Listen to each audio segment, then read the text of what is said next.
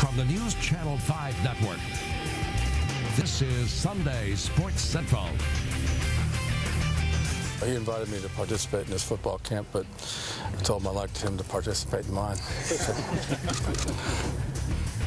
That's right. Titans head coach Jeff Fisher having some fun with the Chris Johnson holdout situation. Hi, everybody. I'm Mike Rogers, and welcome to Sunday Sports Central. We've got more on the Titans coming up in just a minute, but first, today was the 94th running of the Indy 500.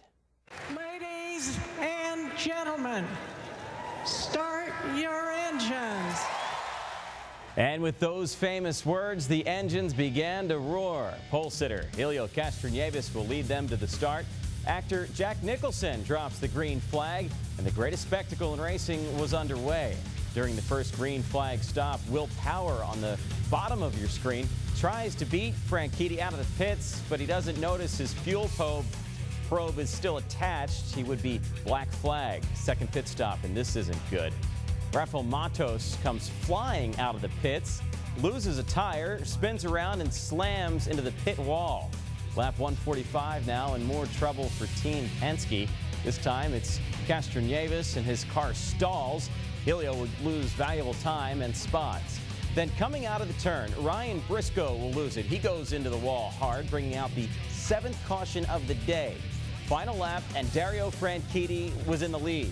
Dan Weldon on his tail, just seconds behind. Everybody's wondering if he has enough gas to make it to the end, but it wouldn't matter, as Mike Conway gets together with Ryan Hunter-Reay. Look at that. Conway goes airborne to catch the fence. And then take another look at this. This is from Hunter-Reay's point of view. Unbelievable. There were no serious injuries in this. But the good news is our man, the Franklin native Franchitti, will cruise on in for his second Indy 500 victory, making owner Chip Ganassi the only person ever to win both the Daytona 500 and the Indy 500. Wife Ashley Judd was on hand to celebrate with her husband. It was a wild finish at Indy and a historic day for Franchitti. And then we had to save fuel, and, you know, were we saving enough? Was Tony going to catch us? It turned out he wasn't. You know, it turns out we had plenty of fuel because we did the slowdown lap. Came in the pit lane, did some burnouts, and it still got fuel in it. So there was enough, but it would have been much easier had we been able to just get on it and keep the foot down, because the target car was quick. But great day, and to win 2 of these things is pretty damn special. Great day indeed. Moving on to the Titans now. Organized team activities will resume on June the 14th. Now, this past Tuesday, Jeff Fisher was asked about the contract situation regarding the Titans and running back Chris Johnson. And for the first time this spring, the head coach indicated that his side might be ready to talk. You know, I hope so, but you know, obviously time will tell. I really can't predict that. You know, I would assume that there will probably be a sit-down meeting, you know, between both sides between now and then, and we'll see what happens. I think it makes sense to get everybody together. I think that's what we'll push for. There's no purpose, no set agenda right now, but it would make sense to get together and kind of try to sort things out. Now, as far as the Titans quarterback goes, Vince Young has also been keeping a close eye on the whereabouts of CJ. VY is ready for the two sides to get this matter resolved, but in the meantime, get this, it sounds like he's keeping in touch and even working with Johnson. We are doing things behind the scene anyway, so at the same time, I mean, Chris Johnson's a phenomenal guy. All he has to do is get back into his rhythm, get into the, you know, working with his new coach and learning different things that some of the guys are here getting more comfortable with coach as well. So I feel like he's going to be all right when he gets back in here, but at the same time, we waiting for him, and when he gets here, we're just going to pick up. He's going to hop in just like Bo did, and let's get it going. Get it going. Let's hope so. While it's clear that running back Chris Johnson has problems with his contract situation, Bo Scaife made it known that he is okay with his current deal. But apparently he's not all right with the team's off-season workout program. Scaife said that was the sole reason why he had not attended any of the Titans minicamp or off-season workouts. This is the first week that Scaife has returned to Nashville and worked out with his teammates, but he insists that when it comes to his preparation for the upcoming season, he just prefers to have it his way. No, I was never all about that. Like I said, you know, I got some people that I work with in Denver that I'm really, really comfortable with, that I feel, you know, will help me, you know, take my game to the next level as far as, you know, fitness and endurance and strength and stuff like that. You know, nothing, you know, knocking, Tennessee or their program. This is my 6th year in the NFL, and, you got to do things a little bit differently to, to maintain and to, stay in this league for a long time.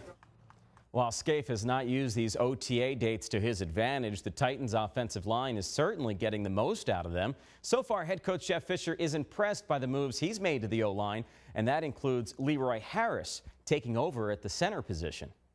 He's settled in. Leroy is, he's played every position up there, and he's done it well, and he's settling in just fine. And, by all appearances, it looks like he's been doing it for a long time. So the group's communicating very well, and he's had a great offseason.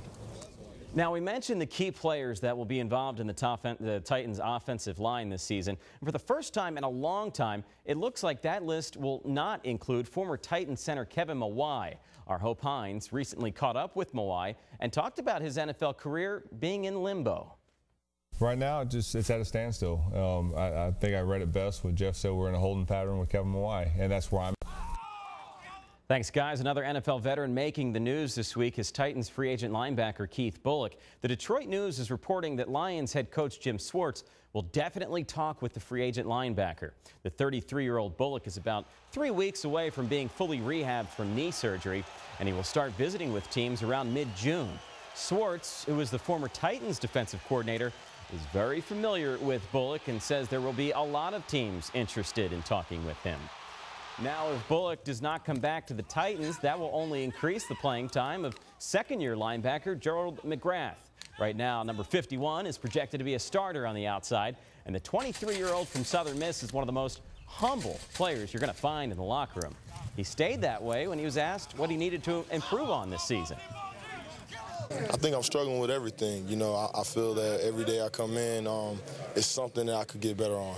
I don't feel like I'm at that point in my game or in my career that I can stop and start working on anything. I feel like a player that can continue to criticize himself and continue to try to find something to improve on is a guy that you'll see improve and not peak out.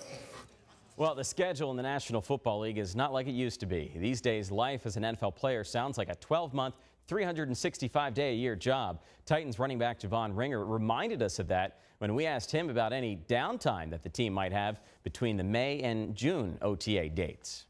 No, we still have to be here. We still have workouts. We're still conditioning. We're still putting in work. The only difference is we're just not practicing just as a whole, like as a team out on the field. We'll be lifting and running together, but so yeah, there's no vacation. I guess that's just time just to kind of let I guess mentally kind of get yourself back together since you're not thinking so much out of practice, but you're still putting in the physical work here.